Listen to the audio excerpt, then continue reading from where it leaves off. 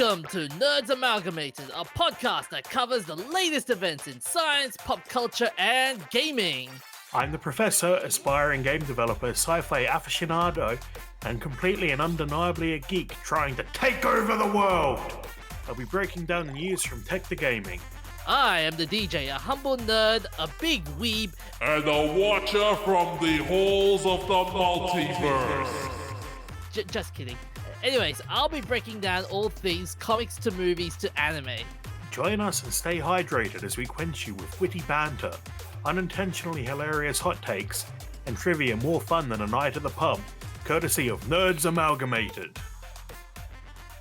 Welcome to another episode of Nerds Amalgamated, our first episode in the new year. New year.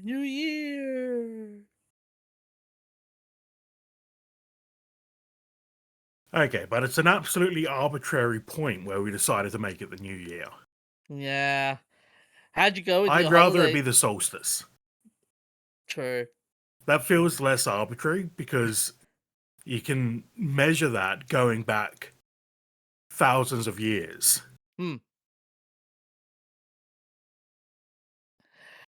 So, how'd you go with your holidays, Professor? Yeah, they were nice. I didn't go anywhere, didn't see anyone, didn't do anything. So your missus didn't tell you to go live, Professor, live. No, Go out. we did actually go out a couple of times. Aww. But it was quiet compared to most years, so Yeah, that's fair. anyway. Nice. All I did was just housework, paperwork, drove around the city for a bit, worked a lot, which was fun, which was nice. And Getting that holiday pay. Yeah, getting that lovely holiday pay. Yeah. Maybe you can buy me some new RAM. Oh yeah. I'll ask Nvidia to whether they could buy me some new RAM, which I doubt Yes. they will. For context, listeners, we started the podcast 10 minutes ago. As soon as I hit record, my computer froze because I've got dodgy RAM. I've been waiting until I get a job to save up because I'm unemployed at the moment. I've been waiting to get a job to save up to buy some RAM, and that's not happening now. 300% increase. Oh, fucking hell, man. Anyways, we should get into it before. Put a pin on that. We'll talk about that as we. So, just for this episode, we talk about Nvidia's secret empire, from dirt to dialogue, how wombats talk through poop, the rise of the factory humanoids, Atlas Unleashed, and India's streaming boom. Real growth or just vanity numbers? But yeah, so to start off, Nvidia's gone crazy. Nvidia's gone crazy. It's not just Nvidia. It's the Oh, whole computer industry chasing the AI dragon. oh, fucking hell. AI. Fucking AI. You can't talk, you use it. Yeah. Yeah, but yeah. Hey, I use it for the sake of fun, okay? I'm not using it for the sake of business. Unlike Nvidia, which are using it for conquest.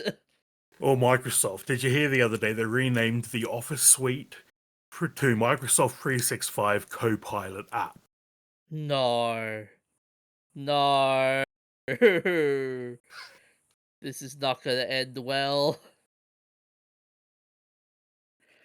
Microsoft has made some big moves. While Nvidia's making big moves as well. Like they've now taken off the physical subscription, physical version of authorizing your Windows purchase. Yeah, you have to have an internet connection now, is it? Yeah. Which I can't imagine many people were using the old method where you call them up on the phone. But there's still reasons people would want to use that, like air gapped systems. So I guess you're just not getting paid for Microsoft to run, like for Windows to run on air gapped systems anymore. Yeah, it's nuts. It's nuts. Not as nuts as this RAM pricing. Oh yeah, yeah, and yeah, and part of it, the whole industry going crazy with AI. The RAM, all the product prices, including RAM, have increased significantly. Yeah, RAM, SSDs, hard drives are going up even. GPUs are going up. And the whole reason behind it at the moment is that AI companies are buying literally everything, and they're buying significant fractions of the production for a couple of years into the future. Like OpenAI has bought 40% of, I think it's TSMC's wafer output for RAM in the next year, which is insane. Right, that's TSMC is one of the biggest foundries in the world. Mm. So they're buying 40% of the output of one of the biggest foundries. And they're not even putting it all to use. Microsoft CEO had a. Wait, was it the CEO? Sorry. I've forgotten who it was. It was a higher up at Microsoft. Admitted they have warehouses full of GPUs they can't plug in because they don't have the data center space. Oh yeah, yeah. So they're buying parts they can't use just to stop other people having them so that they might be able to use them in the future. So they're essentially hoarding all this tech Yeah, just to just to go. Nah, you're not getting this. they make my collection of cables and stuff look good.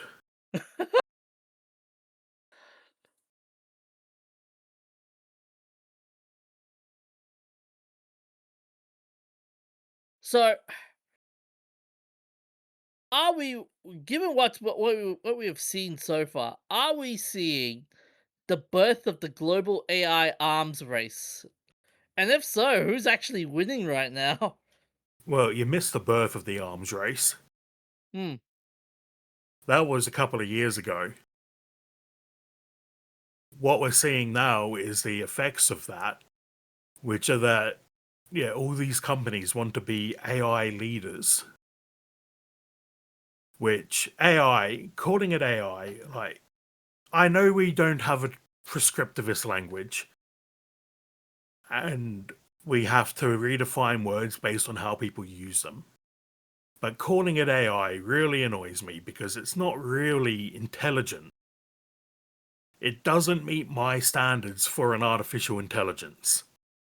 It's just a spicy chatbot. And it also, calling LLMs, large language models, AI, dilutes the term for other types of AI, like machine learning or Hmm. neural networks, which is where the focus has been up until LLMs. And LLMs do some things decently well, which is generating text, and companies went nuts and started shoving it where it doesn't belong.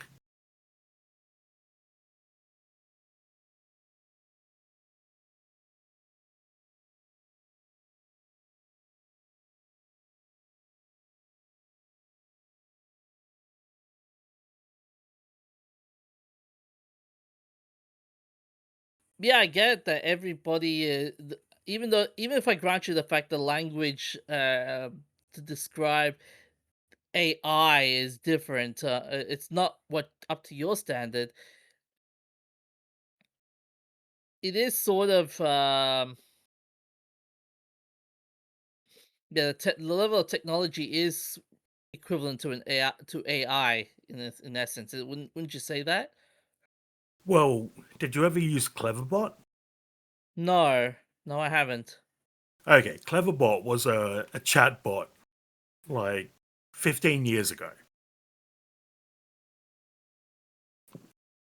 Actually, even a bit older than that. And it was really good at faking a conversation and responding with something that sounded like it was related to what you were saying. People were legitimately like, it wasn't, compared to LLMs, it wasn't a very good chatbot. But people were legitimately thinking this is a real person.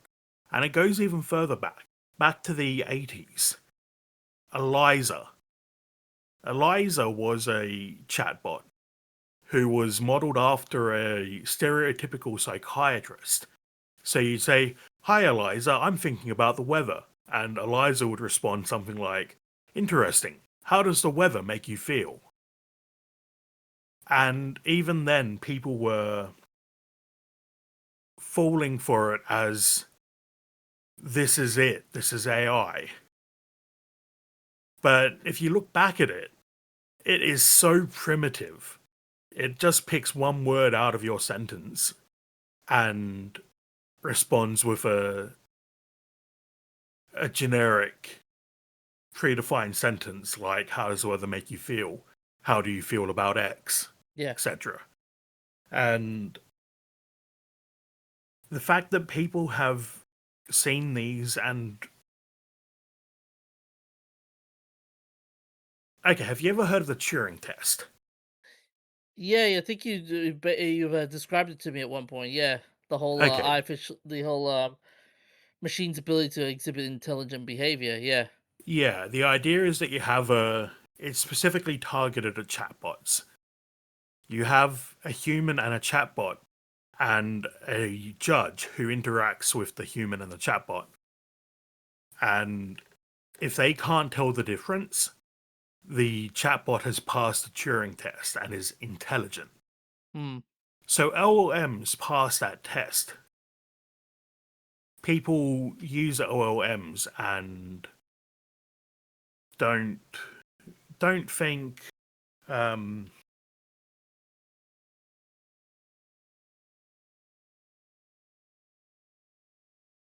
well, they think some of people think it's a real person. Some people take it way too far and develop AI psychosis and other mental conditions because they can't separate the real from the fictional. But I think in another 30 years, we're going to look back at LLMs like ChatGPT and we're going to think that is so primitive. Yeah. I don't think LLMs are going to stand the test of time as AI because we're already seeing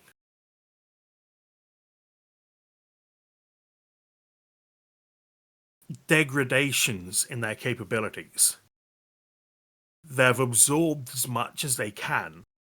And the thing about the LLMs is once they start, they feed on information.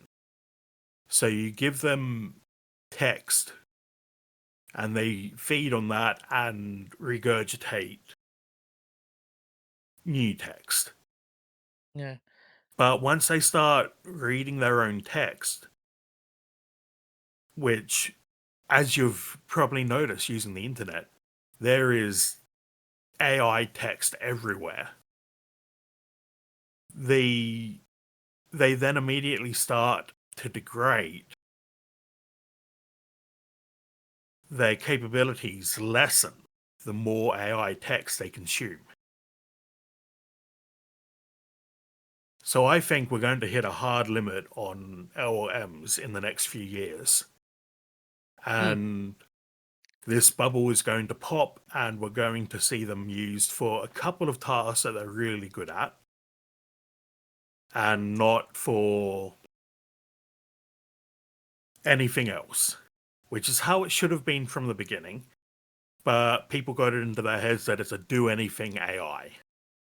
Yeah.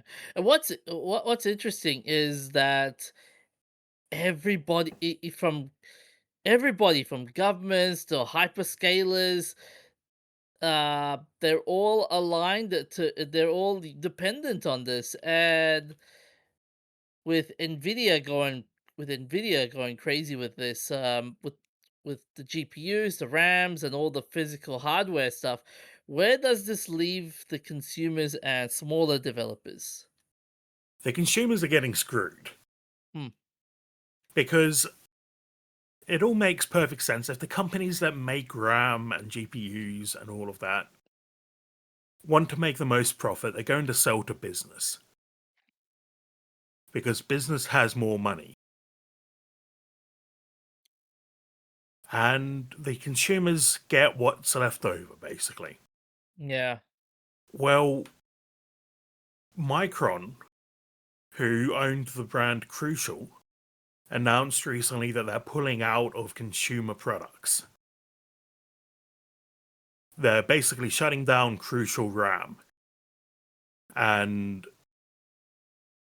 that is the market is consolidating for the small consumer purchasers.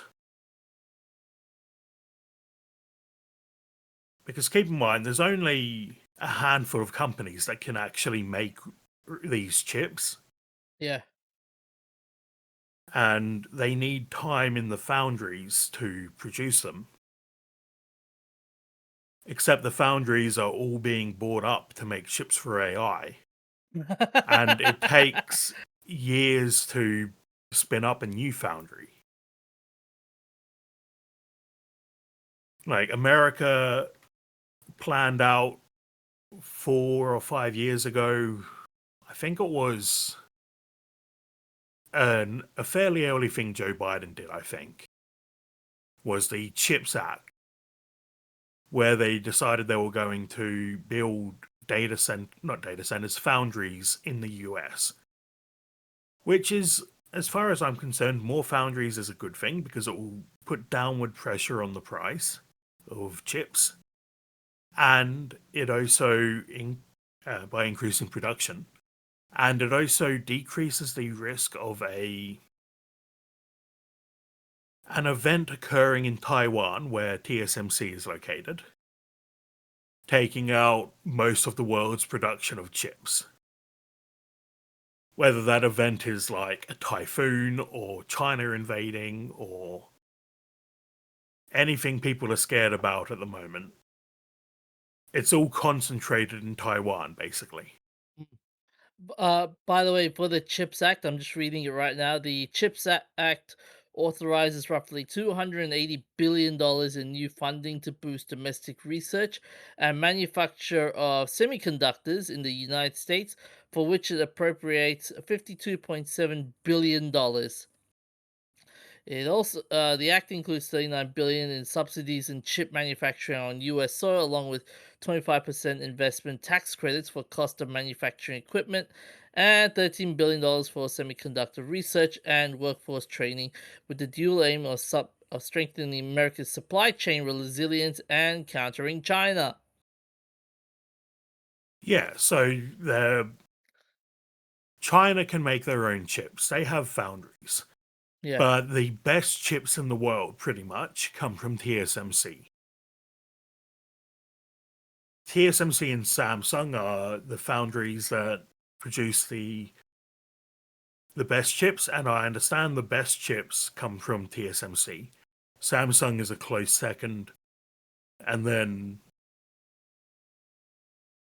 I think the next is Global Foundries, which was owned by Intel. I'm not sure if they still are. Hmm. But they're all, they're all concentrated in that region. Taiwan, Korea, China. Oh, yeah. Yeah. So, geopolitically, if anything happens, the Western world could be cut off from new chips. So are we seeing these AI chips now effectively geopolitical weapons? Yeah, the US government banned NVIDIA from exporting chips to GPUs to China, Hmm. which has forced China to produce their own GPUs, as well as smuggle in uh, GPUs. Yeah. And yeah, it slowed them down, but they're catching up fast. But the other thing is, so back to my point about the CHIPS Act, the reason I brought that up is that the US government decided to increase chip production in the US 5 years ago, and they're still another 5 years or so out from producing any chips. So it takes a long time to spin up these foundries. And even when they do, they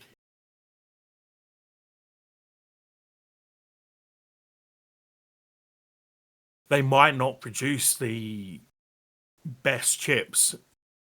So one of the problems Intel has been having in the last decade is that they've been really struggling to improve their chip production. Whereas TSMC, who produces AMD's chips, has successfully shrunk the node size of that chip, which is it's measured in nanometers, and it's basically a measurement of the size of transistors on the chip. And smaller is better. Yeah. Now, older chips are still useful, but you can only really push part of the goal of shrinking the node size is that you can push your chips faster and cooler, so they don't produce as much heat. They run faster.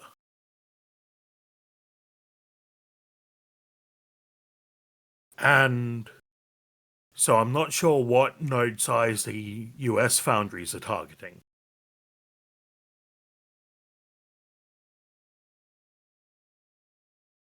But it's still a few years before they will even begin producing them. And none of the companies that make RAM obviously want to increase their production because at the moment, with limited supply, like I'm not an expert on the definition, so I can't say it's a cartel or anything, but or whether they're colluding, but it does benefit them to keep supply low so that people who can afford it pay more and they have higher profit margins. What's Um, what Go on. it's funny you mentioned that because I'm starting to wonder though, is Nvidia quietly becoming the most powerful company on earth without anyone voting for it? Yes, they are becoming one of the biggest companies on earth. Their share price is insane. Oh yeah. Oh yeah. Their market cap is in the trillions of dollars, and it's only going up since this AI stuff came into the field. And yeah, it's not just Micron who's pulling out of the consumer market. Nvidia have also pivoted towards business consumers, and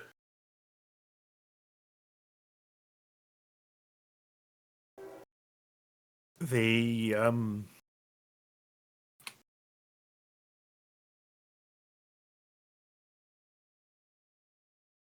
the small consumers, home consumers, are getting screwed Yeah. because they can't afford new parts. And I think Nvidia is perfectly happy for that because they can sell you GeForce Now, which is their game streaming platform. And then they don't have to sell 1,000, 10,000 GPUs at $5,000 each or whatever they're costing these days, because the price is rumored to go up this year again, insanely much. Like the rumors I've seen are that the price could go up by thousands of dollars because of the issues getting chips. Now, back to my point, Nvidia have GeForce Now, which is a streaming platform. They don't care about selling you the GPU because that's a one-off purchase. If they can sell you a subscription, they're making money every day. Oh no. No, no, I don't want a subscription model, damn it! Neither Why do is it I. I hate when companies do this. It's just so frustrating. Just going, hey, pay $15 for our use of our services. Oh man. Yeah, and I like having control over my hardware because I can run games or 3D modeling. I can basically do anything I want. Um, if you have a GeForce subscription, you can only play games. Yeah, And yeah. then you need a subscription to another data center to um, run your 3D modeling or your data analysis or whatever. So, yeah, I don't like the way this is going, but there's a term Lewis Rossman has used, which I think he got from someone else, but I don't remember who, called the recurring revenue bundle or Oh. rundle. And that is what seems to be the end goal of a lot of companies, because they can make more money by selling you a subscription than they can by selling you the hardware.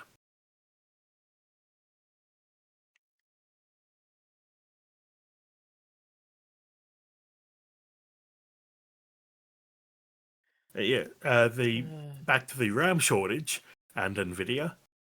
It used to be when you bought so for the GPU companies, when you buy an Nvidia GPU, you buy it from Sapphire or formerly EVGA or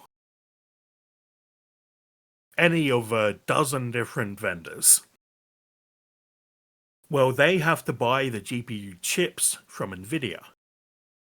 Nvidia would package the chips and RAM into a bundle for the GPU manufacturers.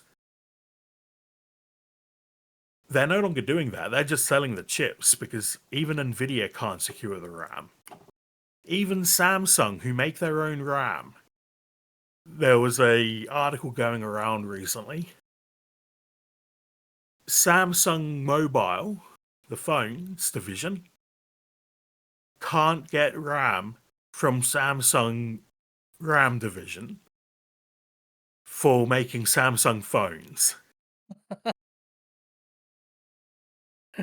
Oh fuck.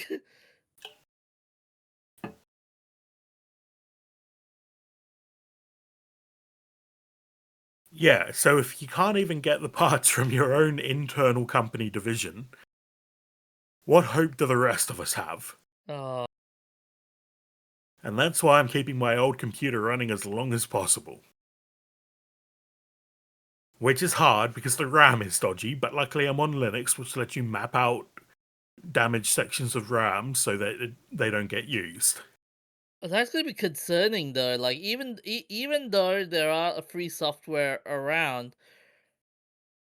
oh man, how long before those free things are gonna go, "Hey guys, because of the cost of maintaining these free stuff around, it's going to be hard. So we're going to have to change to the subscription model."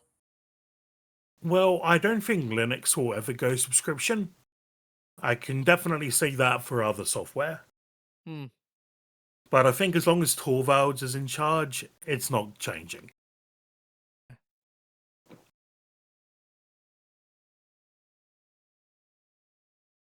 And and also the other problem I'm going to see with all this is, are we moving forward to a future where you rent AI power instead of owning hardware?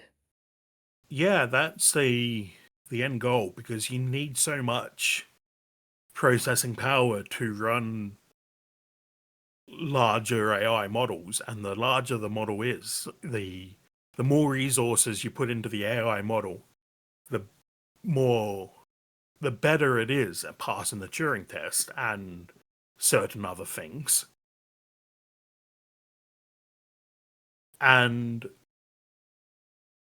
that's why these companies are buying up all the GPUs and RAM. Yeah.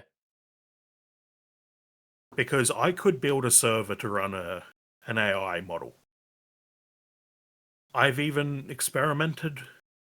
I don't use it myself, but I have experimented with running very small models on the hardware I have. And seeing, just because I was curious about the capabilities, and the small models definitely are not as good as the big models. And I have no plans to use AI in the near future, to use OLMs in the near future, especially because of the field I work in, well, plan to work in.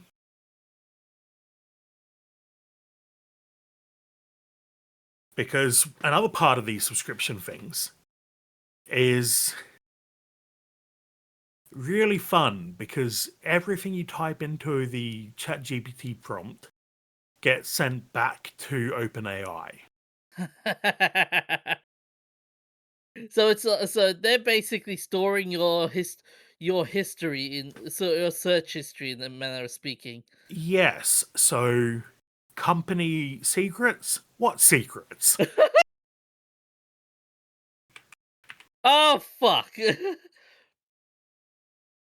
Yeah, so that's why, with having just graduated with a cybersecurity degree, I'm staying far away from AI Oh. But that because, yeah, but the problem is, though, professor, is the fact that AI for is becoming the new oil pipeline and power grids. So and AI is lots of now the people live new. off grid. Hmm. I will be one of those people living off grid. I could totally see an AI dystopian future where someone comes up, where you're like the oracle in a far off camp, and they'll be like, "Do you have this? Do you have this chip set?" They're like, "I don't have this chip set." Yeah, I like the Finn and Neuromancer, who owns all the hardware. If you need hardware, you talk to that guy because he's got the ancient parts you need. It actually belongs to my neighbor, but right now I've got a 1980s Mac open on my workbench for repair. Um, I I actually gave a bunch of my retro computing stuff to my neighbor. Oh shit! So, and he's like, "Man, you're so much like the Finn," and I'm like, "Yes, I will keep that label." So, Anyway, but in terms of looking years ahead, if AI ends up reshaping societies, should private companies like Nvidia, Samsung, Meta, OpenAI, should they really control the infrastructure? No. We're giving these companies more power than governments have. Hmm.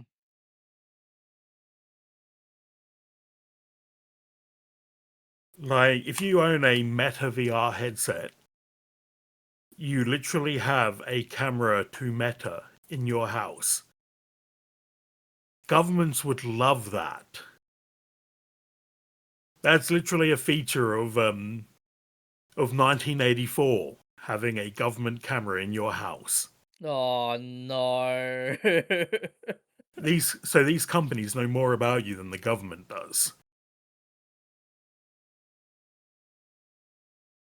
And what's worse is AI is supposed to democratize power, but we're seeing a feudalism be going here.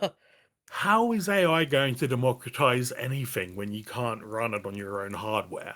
Yeah. Oh, I mean, was it what? Remember what that one government in Europe they decided to create an AI mayor? I think it's Poland or Yeah, I do recall what you're talking about. It was an AI council member. Albania. Yeah, Yeah. Albania. Yeah, it's a AI system. It's first AI minister for state, designed to combat corruption and public tenders by offering transparent, data-driven decisions. Though it functions more symbolically as a digital assistant with human oversight rather than a fully autonomous political figure. Yeah. Anyway, I feel like we've ranted about this a lot. For more Yeah. information, check out the Gamers Nexus channel and Gamers Nexus Consumer Advocacy channel. Those two channels have a lot more information about what's going on with AI. Hmm.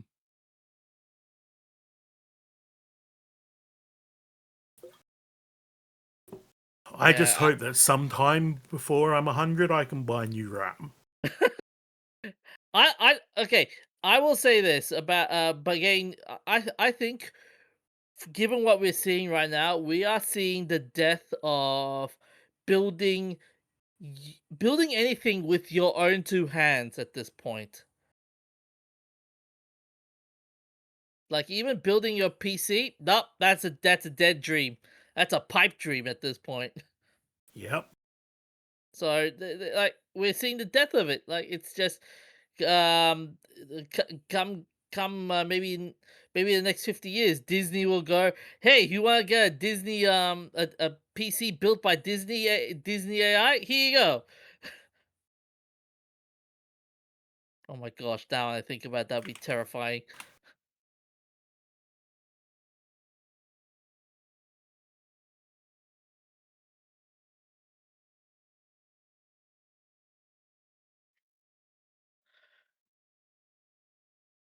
But on to our next story. We've got a it's about wombats and square poop.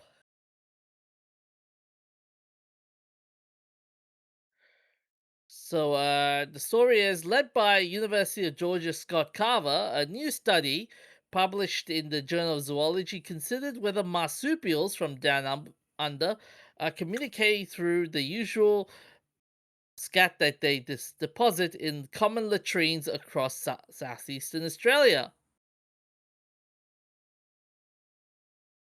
This research followed earlier works that won Scott Carver the 2019 Ig Nobel Prize for Physics, a satirical awarded for a Sticker Prize award for science that makes people laugh then think.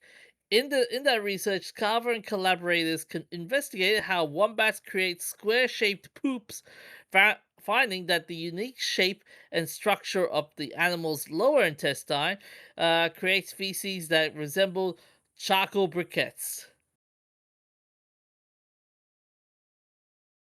Yes, it is basically cubed. And the theory has been to stop it rolling away to leave like marked territory and stuff. And why do the square poops matter? Because wombats are mostly solitary with poor eyesight. They heavily rely on smell to detect others.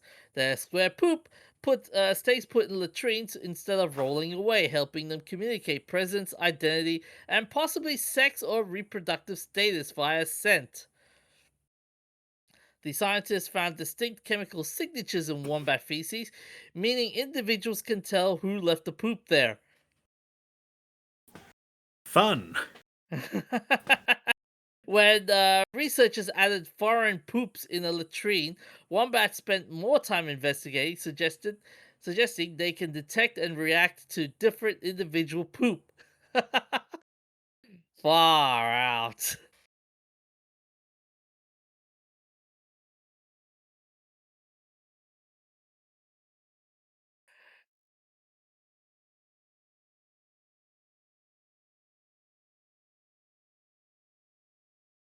So, I have various thoughts about this. Like, how does the anatomy of a wombat's intestine actually create the cubes instead of normal poop?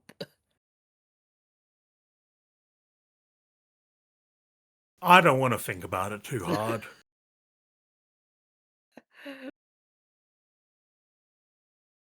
And also, like, wombats using their poop to communicate. What does that tell us about how animals interact in ways we don't immediately see?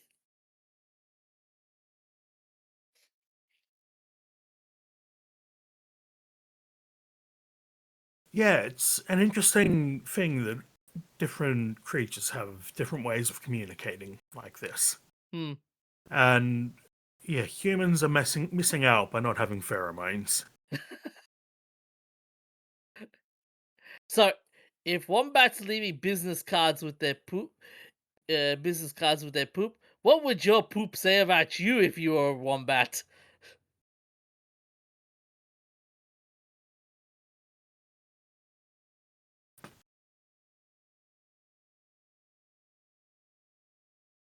It would tell people where to get computer parts.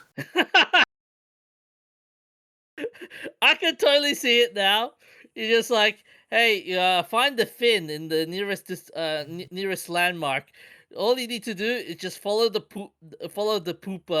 square poop.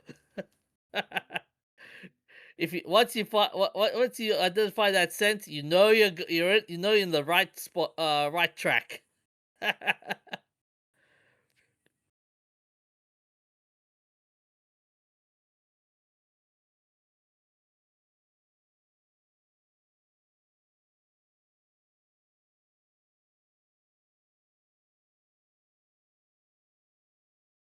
Have you ever seen a wombat in the wild?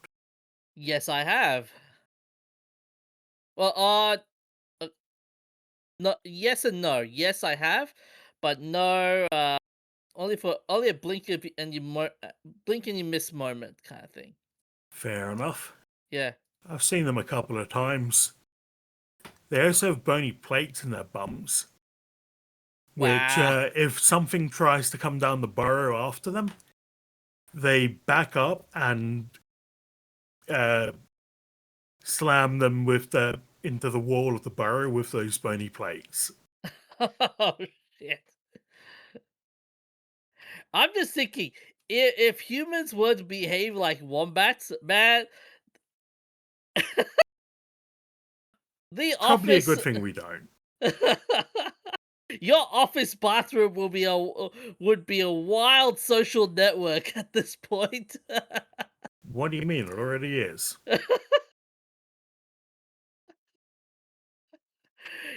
No, you Yeah, do your square poop. socializing around the water cooler. I've seen the documentaries. Oh man.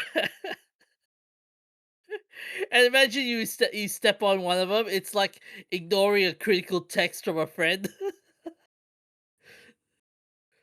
This is getting weird. Yep. Oh fuck. Shit.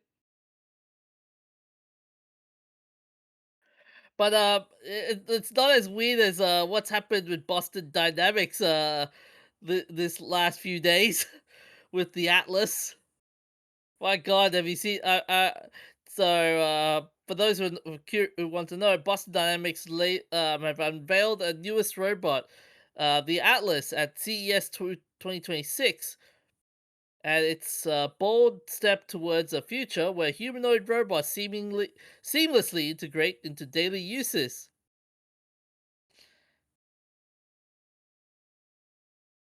And it I'm just has waiting for the day I yeah. can legitimately say, "Domo arigato, Mr. Roboto." It's the with the way the Atlas is looking, with the way the Atlas looks, I can see it bow in a perfect 90-degree angle and then come. Oh God, you've seen that video, haven't you, Professor? Which one? The oh, Asmongold was reacting to it as well. It was the how it's performing in the field. No, I didn't see any video of the Atlas. Oh, it's Um, I saw as I I did say, see the video a couple of weeks ago of, was it the Tesla bot where the operator took off his headset and it tried to rip its own head off and then fell over? no, I don't think so. Not that one. Okay, that's a good one because the operator must have taken off his headset and it was serving drinks at an event. The operator took off their headset and the robot, yeah, it reached up to its head, did a yanking motion, and then collapsed. And there was another one I saw the other day of a guy doing karate moves with a robot mimicking him, and then the robot kicked him in the balls. uh, but yeah, So yeah, here you go. It's also titled "The Beginning of Tomorrow," and you look at that commercial. You look at that commercial, and my God, it started to run normally like a human being. It's also carrying stuff, and I'm going, my God, we have done it.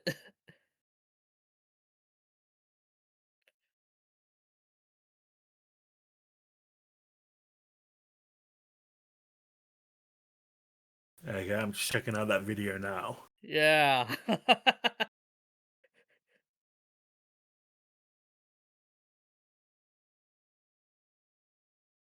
We are slowly getting into iRobot territory. Slowly, but surely. The thing is, they make a big deal about humanoid robots, but application specific robots are usually better for each job Hmm. because they're doing one thing really well instead of lots of things okay.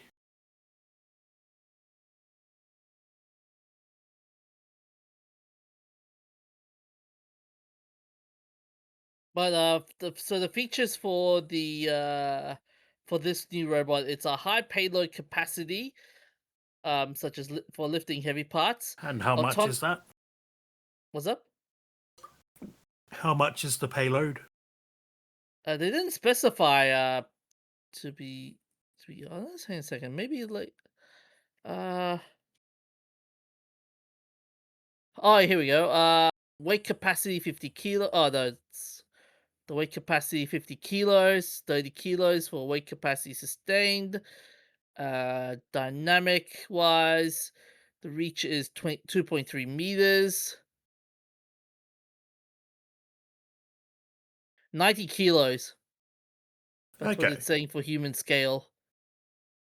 Okay, there's a lot of CGI in that video that you linked, the Boston Dynamics trailer. Hmm.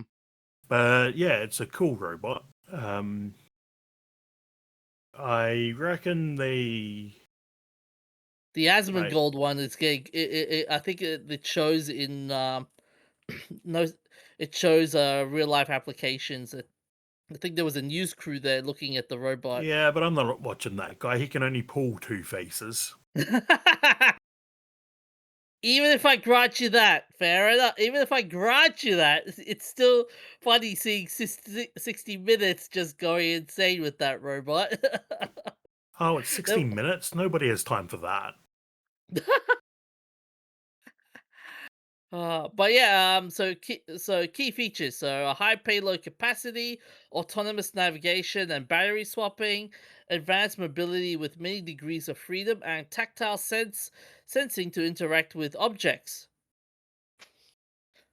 Boston Dynamics, now owned majority owned by Hyundai, is going to start industrial deployment by 2028, beginning with its EV manufacturing facility in Georgia. And this will also be partnered with AI leaders like Google and Nvidia. Great. Skynet. Okay, we need John Connor on this.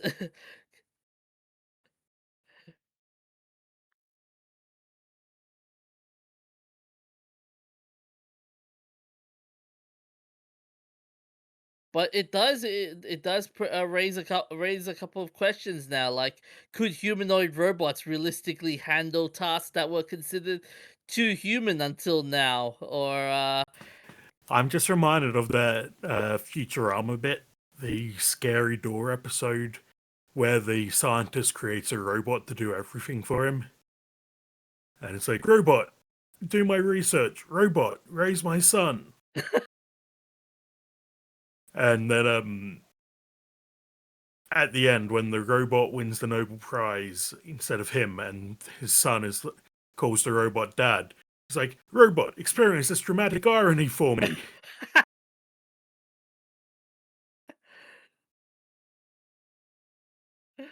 oh Jesus. So yeah, is the robot ready to do that for me? oh. In your current state, I can imagine you go like, "Robot, fix my RAM. Robot, make me French onion soup. Robot, hang out with my wife while I No, fix my I cook computer." for myself. I enjoy it. And French onion soup's not that hard if you have a slow cooker. Oh yeah, that's true. That's true. Or unless you want to go crazy like that guy that did cooking the Great French. timing. My sister's just sent me a link. People are Yeah. putting laptop RAM into PCs. Oh, that's not gonna end well. Well, it's all the same stuff. yeah, but the power output would be totally different, wouldn't it? Well, they make adapter boards for it, so it's not too hard to do. Yeah.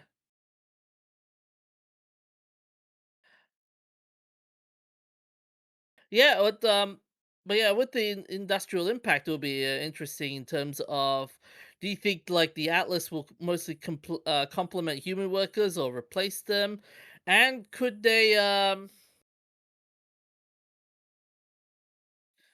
Atlas eventually leave factories and enter homes, hospitals, or disaster zones? I mean, there are a lot of questions people will be asking at this point. Yeah, robots in disaster zones is a great thing. Hmm. Until the robots develop feelings and decide they don't want to be our slaves anymore.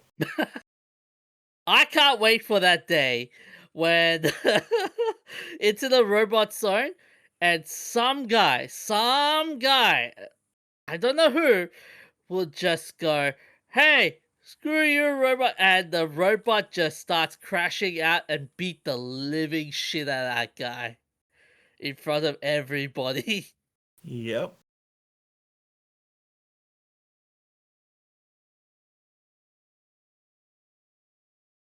I mean that would be crazy and not fun and not fun to look at.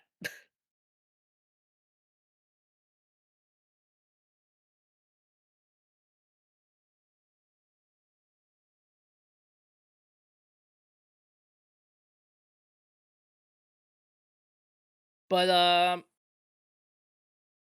you were talking about we were talking about AI robots in disaster zones and whatnot. If robots can outperform humans in situations like that, what's going to stop companies and also emergency services from replacing them entirely? Nothing. As soon as robots are cheaper than people, they'll replace us with robots. Hmm. I can totally see it. I can totally see it now with a robot ambulance driver has the brain has the medical knowledge and everything. It'd be like watching Baymax all over again. Hi, I'm Baymax. I've never seen that one. How's it go?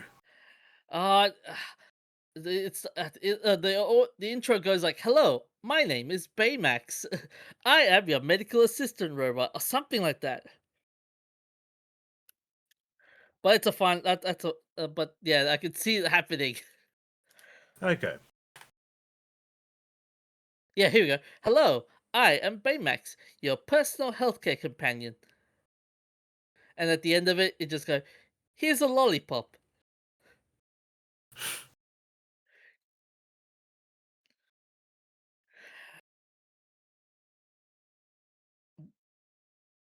But yeah. Speaking of characters in movies and what and every and all things entertainment,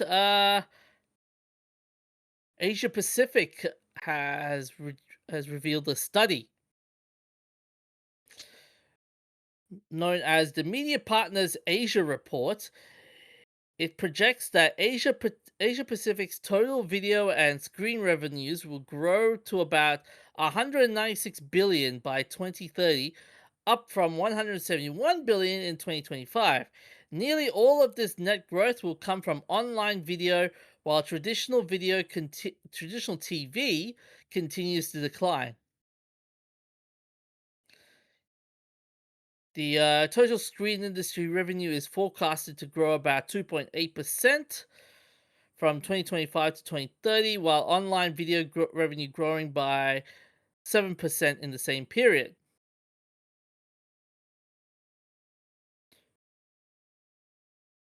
So, while streaming and subscription video on demand services are major revenue contributors, premium video on demand services covering both subscription and premium ad supported offers are expected to add around 12.5 billion in incremental value by 2030, reaching a total of about 52 billion. India is forecasted to overtake China as the largest subscription video on demand market by a number of subscriptions by 2030, with 358 million subscribers. And there's that recurring revenue bundle again. Sure, it's India, so the price is lower, but think of how much money they're making there. Oh, yeah. And interestingly, user generated content and social media video platforms are projected to be the single largest growth engine, adding roughly 11.4 billion to reach 44.5 billion by 2030. So that means, and I might be wrong here, you're gonna see a lot more recap videos of Chinese dramas and Indian dramas. Oh no. Yep.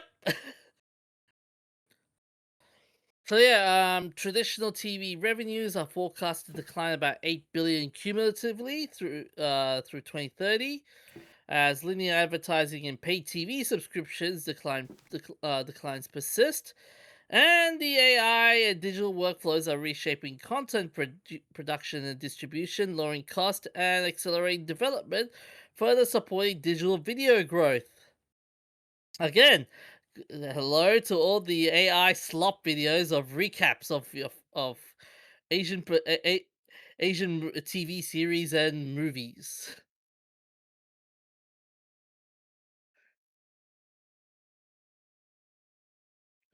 which is going to be which which is interesting because when you look at the breakdown of country by country, uh, with India, the key takeaway is fastest subscription video on demand, projected to overtake China. China, they have fewer subscribers than India, but higher monetization per user. Japan, mature but slow growing market, stable subscriptions. And South Korea, highly digital market, early adopter of CTV and streaming. And rest of the Southeast Asian countries, mobile first markets, highly price sensitive.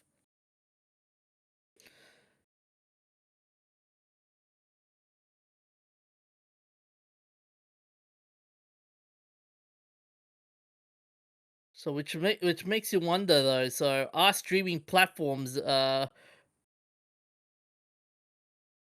investing in this report, or rather than in Asia Pacific hype, or rather than sustainable profit? And do you think global streaming giants will eventually crush the local platforms, or is there room for regional champions?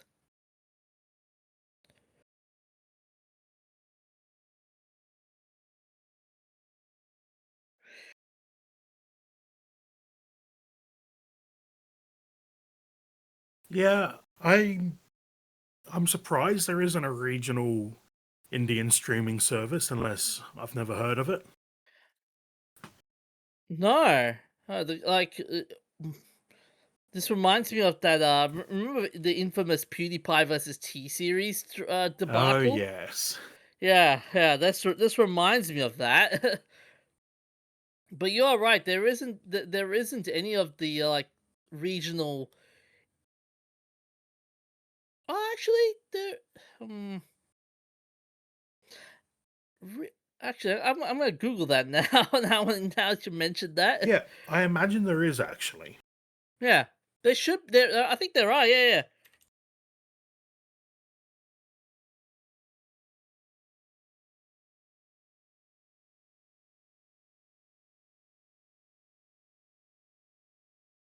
Yeah, there. Yeah, yeah. There are a lot. There are a lot. Yeah, yeah.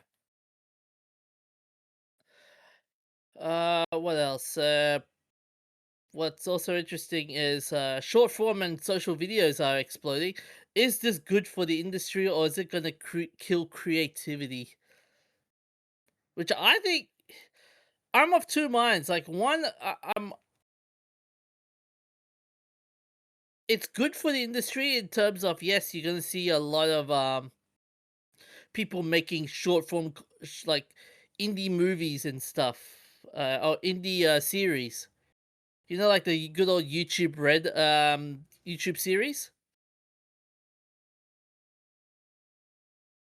where content creators would create their own would create their own series and put it up on YouTube Red. Yeah. Yeah, something like that.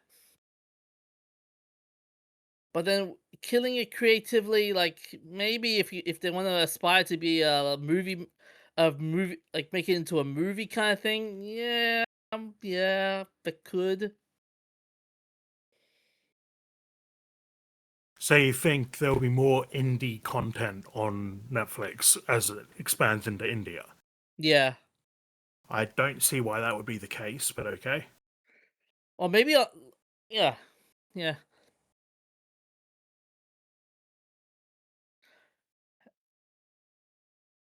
And also, the other question would be: are platforms prioritizing viral hits over meaningful content, and what does this mean for culture?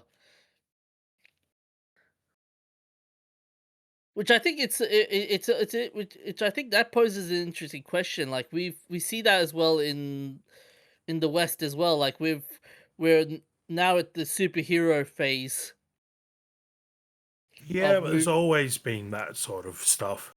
Hmm. It's where the term pulp fiction comes Yeah. from. It used to be low quality,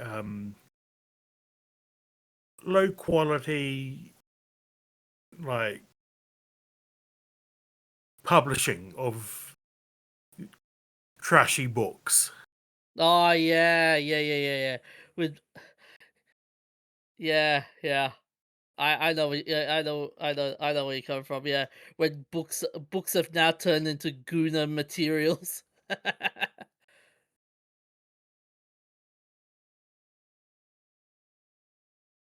Yeah, by the way, with the, social video stuff, what's also interesting is you turning your audience from, like,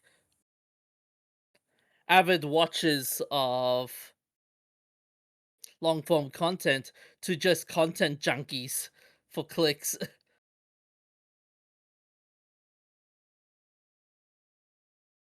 I feel like that content has always existed, Hmm, so I don't think it will ultimately change much. There'll still be quality stuff being published. yeah, yeah, that's true. Anyways, we'll be back after a short break and, be back with the shout outs and our wacky movie. And we would like to thank our partners of Res for sponsoring us. Res is a focus and energy formula for the long game, crafted from traditional herbs and quality extracts.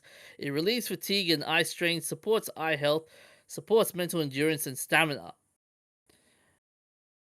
And it comes in a nice crisp appleberry flavor.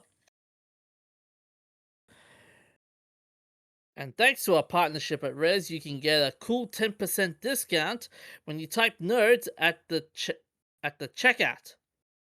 The link will be provided in our show notes.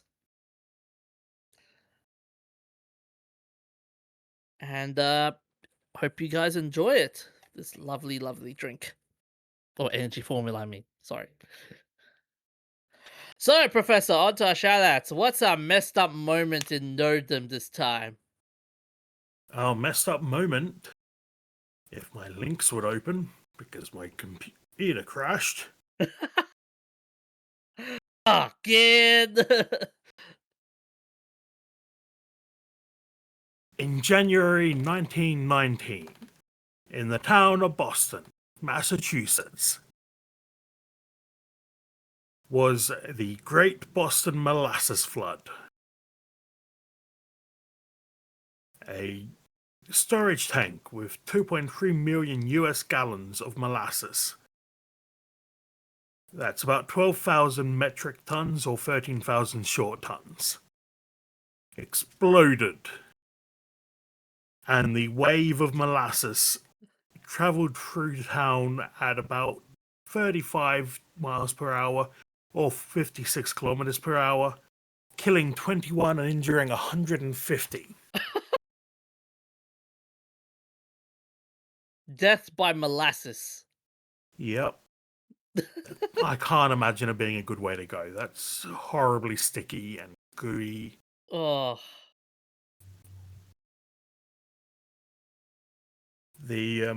So the reason they think it happened is that a tank was overfilled on a cold day, and then on a warmer day the molasses expanded and overstrained the tank's capacity and Oh. caused it to burst.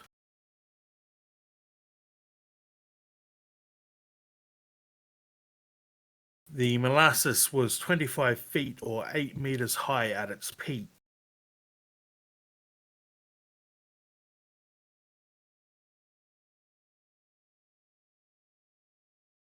Nearby buildings were swept off their foundations and crushed.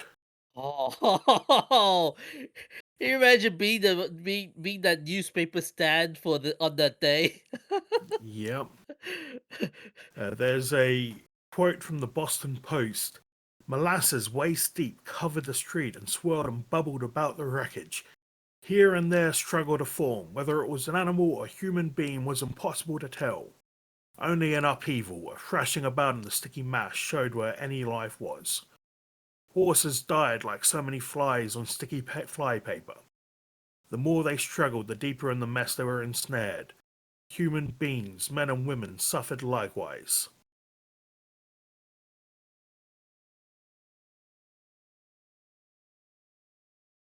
Yeah. I yeah, molasses. Oh man. Yep. Can you And imagine? Oh, sorry. the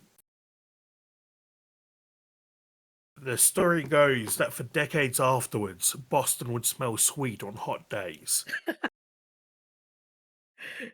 Hey, I don't mind. I wouldn't mind it like on a hot day, like instead of smelling like sweat, sweat and perspiration stuff. I wouldn't mind like having molasses, smelling like molasses.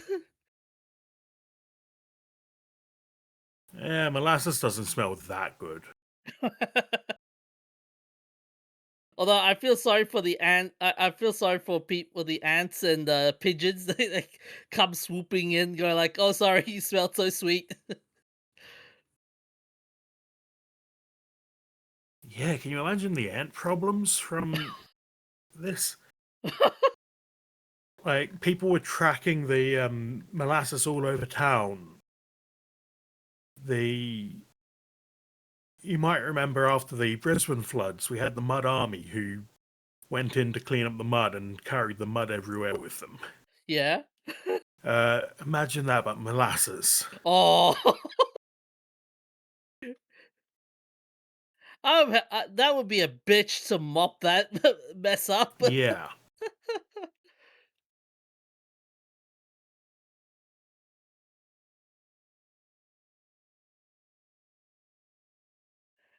Oh, I'm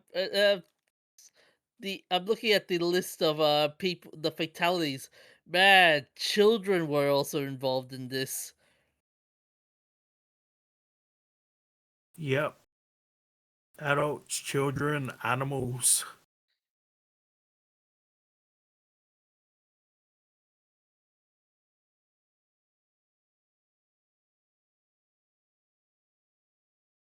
Yeah, I'm looking at one of the accounts for one of the accounts for this for the spill.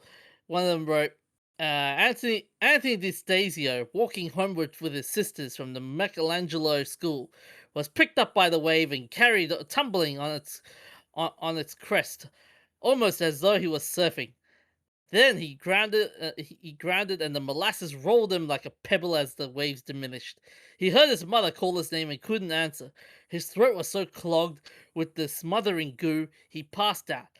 Then he then opened his eyes to find three of his four sisters staring at him. That would be an awkward moment. Yep. So, did they ever do like any inquiries to this, to why the heck this happened? No, I don't think so. Come on, a disaster scale like this. Like, imagine if Nutella chocolate was spilled on Brisbane City. There would be like a huge ass government Well, inquiry and the stuff, wouldn't Wikipedia there? page has details, Yeah. but there's nothing exactly um, sure there. So whether it's that they built the tank poorly, they didn't test it well enough, fermentation caused carbon dioxide to build up pressure. Hmm.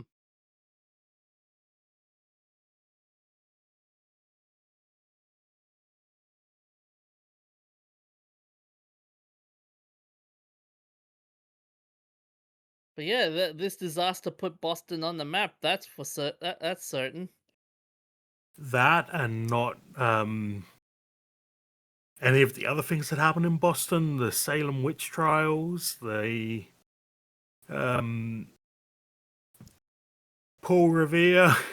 No, none of that. The flood. Okay, yep. I stand correct. Okay, I stand corrected. Imagine this to sort of disaster happening in Brisbane though. Like, oh man, the likelihood of that happening, that would be insane. Yep. So, on to our wacky movie. On the 5th of January 1951, Two Lost Worlds premiered in the US. Directed by Norman Dorn, from the story by Tom Hubbard, Phyllis Parker, Bill Shaw, and Boris Petrov. The film starred Casey Rogers, James Arnaz, Bill Kennedy, and others. And here's the plot summary. When the American clipper ship, the Queen, is attacked by pirates of the Hebrides in 1830, Hebride. Hebrides, my mistake. Hebrides in 1830, mate Kirk Hamilton is injured and must be put ashore at Queensland Colony, Australia, for treatment and Which recuperation. I'll Yep. point out, the Hebrides are off Scotland. So I don't know why they took him to Australia to drop him off. And it's an American clipper ship. Like, where? Wow. Uh, there he meets and falls in love with Elaine Jeffries, daughter of the magistrate, and all but fiance to rancher Martin Shannon. She also finds herself attracted to Kirk, and a rivalry develops between the two men. Meanwhile, the pirates, led by Captain Hackett, this decide to raid the colony, and in the process kidnap Elaine and her friend Nancy. Kirk and Shannon led the pursuit, having not only the romantic triangle to resolve, but the pirates to overcome, and along the way being stranded on a volcanic island inhabited by dinosaurs. This is like Titanic all over again, isn't it? Where are the dinosaurs in Titanic? No, but there was always the love triangle and everything on the ship. Right. The love triangle on the ship. Yeah. But interesting, you mentioned the dinosaurs. There were no dinosaur effects in this film. The dinosaurs appeared No 58. original effects. Yeah, no You left the word original out there. effects, and the dinosaurs appeared 58 minutes into the film, and they were stock footage recycled from 1 billion BC, which was a 1940 film. Um, the film was shot in Red Rock Canyon State Park, California, Cantil, California. This was a rare instance where James Arnez was billed under the actual spelling of his last name, Ornez, listed second after Casey Rogers, who ironically was not using her real name, but the stage name of Laura Elliott. And just 7 years before the production of this film, Mr. Arnez was severely wounded in his right leg by German Wehrmacht machine gun fire during World War II in 1944, requiring a year-long hospital stay and multiple surgeries. The screenwriters worked his permanent limp caused by this injury into the script when one woman was rambling about the Yankee sailor and that she even likes the way he walks, and especially the way he limps.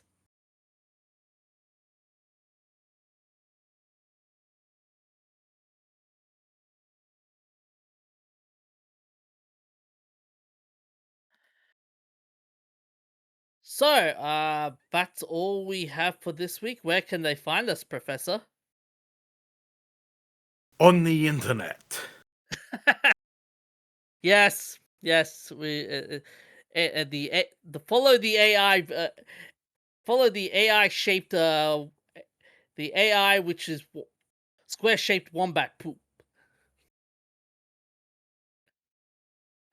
You can also find us on Twitch, and our social media. If you want to support if you want to support the podcast, we also have a coffee account, uh, where we post all of our updates on the newest episodes and whatnot. So stay happy, stay nerdy. See you guys. Look after yourself, stay hydrated, and we'll see you next time.